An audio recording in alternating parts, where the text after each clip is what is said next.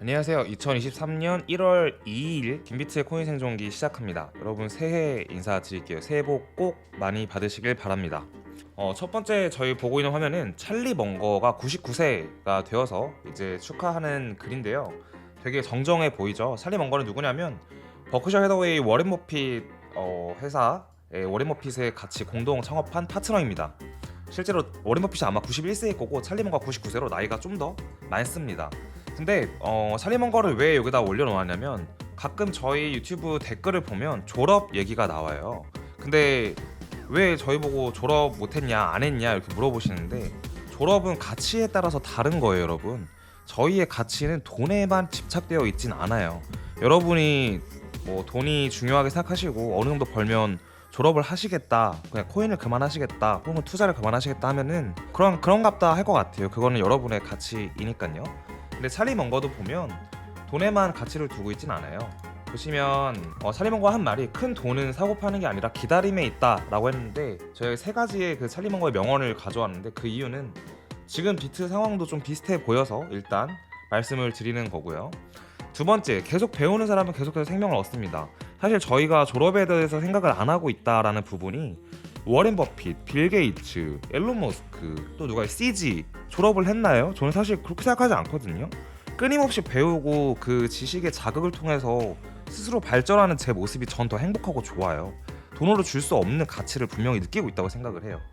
세 번째는 워렌 버핏처럼 나도 부자가 되고자 하는 상당의 열정이 있었는데 그 이유는 페라리를 원해서가 아니라 독립을 원했기 때문이다 라고 하는데 이건 경제적 자유와 자신이 시간을 컨트롤할 수 있는 그런 여유를 느끼고 싶어서이지 않을까라는 생각이 드네요. 돈이 많다는 거는 어느 날 이건 개인적으로 느낀 부분이 있었는데 시간을 내가 컨트롤할 수 있다는 거는 굉장히 큰 메리트였다고 저는 생각이 들어요. 그래서 찰리 먼거가 이렇게 말을 한 걸 볼 수 있습니다. 그 다음은 이제 코인으로 넘어가서 저희 이제 해야 할 일 해야 되니까 CVD를 보실게요. 온체인 데이터인데요. 이게 장기적으로 2021년 1월 달부터 여기 1월부터 23년 1월, 그러니까 1년치를 쭉 늘어뜨려 놓은 거예요. 1년치를 보시면 우리가 흔히 갈색고래 하는데 화면에 잘 보이시지 모르겠지만 요 갈색이 비트코인을 가장 많이 가지고 있는 군단 혹은 집단, 그 다음이 보라색 집단 이렇게 되어 있는데 가격에 가장 많이 영향을 미치는 거는 보라색 집단이고 가장 많이 비트코인을 가지고 있는 건 갈색 집단입니다.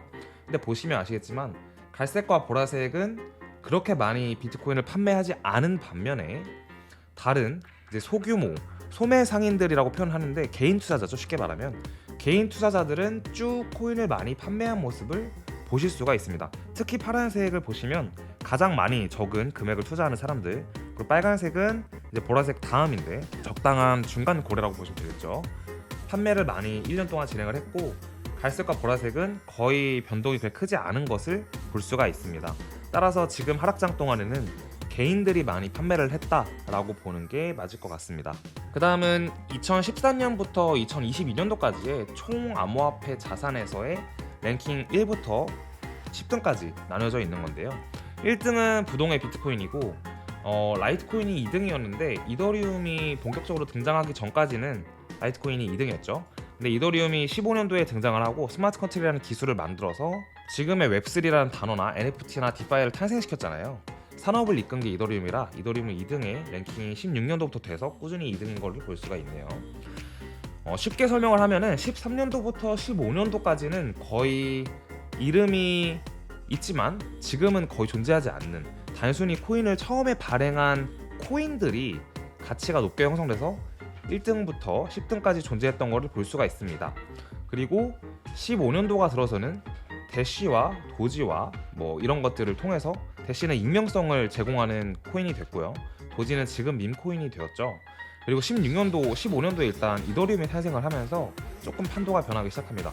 16년도에 다오가 있었는데 다오는 이더리움의 큰 해킹 사건으로 인해서 결국 망했고 넴은 지금의 뉴 이코노미 무브먼트라는 걸로 일본에 있는 회사로 유명하죠. 그리고 뭐 메이드 세이프 코인과 리스크 등등이 있었는데 결국은 계속 시가총액이 변했어요. 13년부터 15년도 사이에는 단순히 찍어낸 코인들이 상위 시총에 등재가 되었다면 15년부터 17년도까지는 뭔가 그럴싸한 비즈니스를 들고 온 애들이 높았습니다. 예를 들면 모네로 같은 경우에는 익명성 코인이었고 클래식은 다오 사건을 내서 이더리움이 쪼개진 거죠. 기존에 원래 이더리움 체인 사용을 하던 게 이더리움 클래식이고, 그래서 위에 등재가 되었고, 그 다음 스팀, 16년도에 스팀이 있었는데요. 스팀은 뭐냐, 네이버 블로그 같은 건데 글을 쓰고 추천을 하고 서로 어떤 스팀 안에서의 보팅, 추천을 주고받으면서 스팀 달러로 바꿀 수 있는 그런 개념으로 등장이 된 SNS이죠. 그 다음 17년도 6월 달에는 아이오타가 있었는데요. 이 아이오타는 원래 시총이 아래에 있었는데 제가 여기서부터 경험을 다 했기 때문에 말씀드릴 수가 있습니다. 아이오타는 코인원에 상장하면서 엄청난 급등을 해서 시총 상위에 랭크가 되었다가 지금은 떨어진 거고요. BTS는 방탄이 아니라 비트쉐어라는 코인이었는데 이오스를 만든 댄 라리머가 만들었던 프로젝트입니다. 그리고 스트라티스는 여러분들이 아실지 모르겠지만 지금도 존재하는 코인인데 레이어 1이고요. 이더리움이랑 경쟁을 하겠다고 나왔던 코인이었어요. 17년도 12월에는 비케가 엄청 위에 있는데 그 이유는 이제 채굴자들 전쟁에 의해서 비케가 진짜 비트냐 혹은 비트코인이 진짜 비트냐로 논쟁이 계속 진행되었었습니다. 결국은 안트풀, 이제 우지안이 차지하고 있던 안트풀이 비케의 진영이었는데 이게 지면서 많이 시총이 하락을 했죠. 그리고 에이다가 상위에 올라왔었는데요. 에이다도 마찬가지로, 그러니까 17년도부터는 어떻게 보시면은 레이어 1들이 계속 상위에 있어요.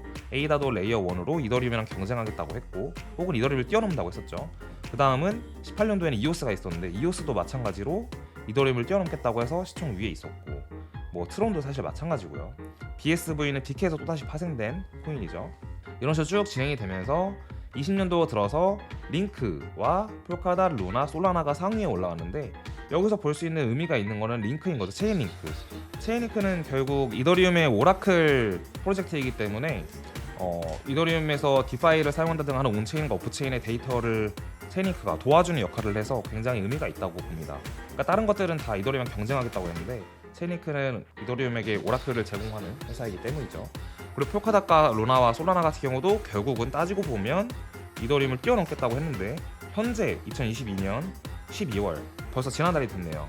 보면은 다 어디 갔나 싶을 정도로 죽었죠. 그냥 비트코인이 1등, 2등이 이더리움, 그리고 나머지는 달러들이 차지하고 있고요. BNB가 그나마 굉장히 선방을 하고 있다고 생각됩니다. 그리고 리플, 바이낸스 달러, 도지, 에이다, 폴리곤이 있습니다. 폴리곤은 이더리움의 레이어 2 프로젝트이니까 이더리움을 돕겠다고 했는데 시총 상위에 있다는 것은 많은 걸 시사하지 않나 라는 생각이 듭니다. 특히 되게 이색적인 거는 현재는 달러들이 되게 많이 상위에 포진되어 있는데 그만큼 시장에 돈이 많이 들어와 있는 건 사실인 것 같고, 과거에는 왜 달러가 없냐라고 물어보면 과거에는 비트코인으로 다른 코인을 사는 게 굉장히 기본적이고 이 시장의 관행처럼 되어져 있었습니다. 언제까지? 2017년 한 6월 혹은 12월 달까지만 해도 해외 거래소에서는 뭐 USDT에 상장되는 게 아니라 비트마켓에 제일 먼저 코인들이 상장이 됐었어요. 자, 그렇게 생각하시면 좋을 것 같고요. 그 다음 보실 자료는 골드만삭스에서 발표한 코어 PC 인플레이션 from 코어 굿즈 카테고리스입니다. 쉽게 말하면 뭐냐, 그런 물가지수가 이제 그런 물가지수에 미치는 많은 상품들에 대한 설명인데요. 보시면 남색은 신차, 그리고 요거 두 번째는 중고차, 세 번째는 비디오, 오디오, 사진 산업과 장비들, 그 다음은 가구와 가전제품, 옷, 그리고 신발, 이거 제약 쪽, 약품, 나머지 이제 상품들 이렇게 되어 있는데요. 쉽게 보시면은 19년도부터 19년 1월 달부터 보면 이 코어 CPI라는 게 0 이하로 계속 있다가 21년도에 들어서 과도한 양적 완화 정책으로 물가가 엄청나게 치솟습니다. 그리고 다시 물가가 떨어지고 있다라고 보여주는 건데, 언제 다시 0 이하로 수렴할 것 같냐라고 봤을 때 23년도 한 7월쯤 되면 0 이하로 떨어져서 정상화가 될 것 같다라고 골드만삭스에서는 현재 발표를 하고 있습니다. 보시면 재밌는 게 21년도 1월 달부터 이미 올라서 피크를 찍었잖아요. 근데 이게 사실 전쟁이 22년도에 시작이 됐잖아요. 21년 12월 달부터 러우 전쟁이 시작됐는데 미국도 보면 되게 웃겨요. 이미 21년도에 이렇게 많이 양적 완화 정책으로 인해서 물가가 올랐는데 이거를 공급망 탓으로만 돌리고 있으니, 사실 공급망 이슈는 어디서부터 터졌냐? 여기 옥토버 보실게요. 여기와 여기 사이에 전쟁이 터졌잖아요.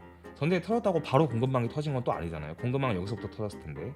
그러니까 사실 연준이 말하는 거랑 실제 데이터랑은 어느 정도 괴리가 존재한다 라고 생각하시는 게 좋지 않을까 생각이 듭니다. 로버트 기요사키, 아시나요, 여러분? 일본의 경제의 아버지라고 불리는 되게 유명한 사람인데 키오사키가 비트코인에 투자를 하고 있다고 합니다. 꽤 오래전부터 얘기를 했는데 꽤 오래전은 아니고 한 1, 2년 정도 된 것 같아요. 비트코인에 투자하고 있고 그 이유는 매우 흥분스럽고 어떤 상품적으로 매력이 있다라는 얘기를 합니다. 비트코인은 금, 은, 석유와 같이 그러니까 원자재로 분류된다고 로버트 키오사키는 보고 있는 거예요. 비트코인 자체를 보는 시각이 크게 저는 세 가지라고 보는데요.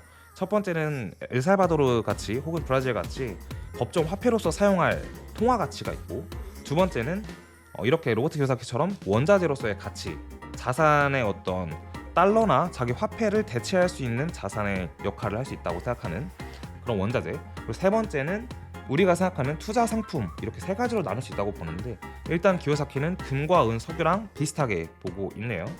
그리고 대부분의 암호화 토큰은 보안으로 분류되며 SEC 규정을 대부분 분쇄한다. 그래서 자기는 비트를 사고 있다라고 말을 하는데 비트코인이 실제로 금보다 나은 5가지가 저는 있다고 봅니다. 첫 번째는 분할 가능성. 분할 가능성으로 보면 0.00000001비트까지 나눌 수 있는 분할 가능성이 있고, 두 번째 대체 가능성이 존재하고, 세 번째 내구성. 내구성은 좀 애매한데 금이 실물이 존재하는 금을 더 내구성이 있다고 보는지 존재하지 않아서 잃어버릴 수 있어서 내구성이 있다고 존재하는지는 조금 애매한데 저는 비트가 더 내구성이 있다고 생각을 해요. 금은 빠개질 수도 있고 녹일 수도 있고 한데 비트는 아니니까요. 그리고 희소성. 금은 어디에 얼마만큼 더 내장되어 있는지 모르지만 비트코인은 결과적으로 수학적 계산값에 의해서 총 발행량이 정해져 있잖아요. 더 희소하다고 생각을 합니다. 이동성. 금을 우리가 뭐 100억치를 들고 다니면서 이동할 수 없지만 비트코인은 온라인상에서 네트워크로 인해서 주고받을 수 있는 이동성이 금보다 낮다고 저는 생각을 합니다. 아마 로버트 키오사키도 이런 생각을 하지 않을까라는 생각이 좀 드네요. 다음입니다. 보시면 2015년도부터 2025년도까지 대략적인 이 RSI를 그려놓은 건데요. 기간과 RSI 보조지표, RSI는 상대 강도 지수라는 보조지표입니다. 보조지표인데 보시면 저점을 찍고 올랐다가 내려왔다가 올랐다 내려왔다 하는 이런 추세선이 하나 형성이 되어 있습니다. 그래서 아마 23년도에 이 추세선상에서 저점에 있기 때문에 반등을 하지 않을까라는 게 당장의 생각이고, 왜냐면 18년, 19년도에도 저점 이후에 한 번의 반등을 주고 코로나 빔에서 떨어지고 재차 올라서 형성이 되었기 때문이죠. 그래서 25년도까지를 보면 상단 추세 저항선까지는 갈 수 있으나 개인적으로는 23년도에 한 번 더 오르지 않을까라는 생각이 듭니다. 그래서 이렇게 차트를 볼 수 있다라는 가능성에 대한 이야기입니다. 꼭 이렇게 된다가 아니라. 이거는 그리고 보시면 차트 보시면 아시겠지만 3개월 단위, 그러니까 한 분기 차트입니다. 분기 차트. 분기에서의 추세가 형성이 된 거예요. 이건 되게 재밌는 내용인데요. 사람들이 잘 보지 않는 내용인데 비트코인 대 WTI, 그러니까 석유 가격입니다. 이게 사실 영업 비밀인데 많은 분들이 절대 보지 않는 지표예요. 왜냐면 알 수가 없거든요. 제가 저번에 이거를 몇 번 봤었는데 너무 내용이 재밌는 거예요. 왜냐면 이 차트, 비트 대비로 석유의 차트가 너무 잘 맞아요, 생각보다. 그래서 보시면은 이게 17년도부터 18년, 19년까지 하락장이었고, 얘가 이제 이거는 꼭 비트의 고점을 말하는 건 아니에요. 왜냐면 석유와 비트의 가격 상관관계이기 때문에 석유랑 연관이 있습니다. 이게 19년도고 이제 이게 21년도입니다.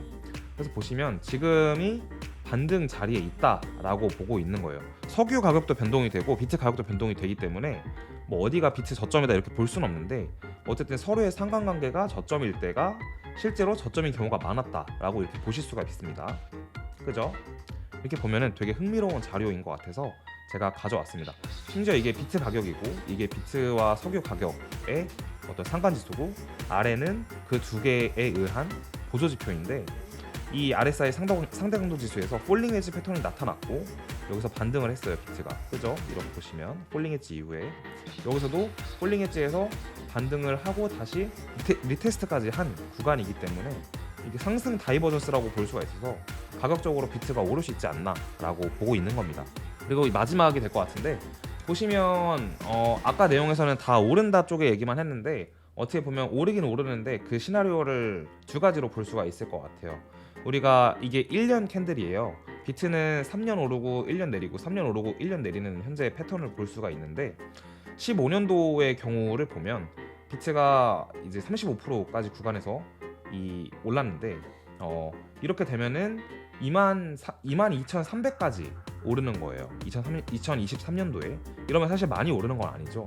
근데 이 가정이 맞기 위해서는 요 하단 여기까지 거의 13,900달러. 그러니까 저희가 옛날에 얘기했던 14,000달러까지 떨어지면 거기서 반등해서 22,300까지 간다라고 볼 수 있는 거고요.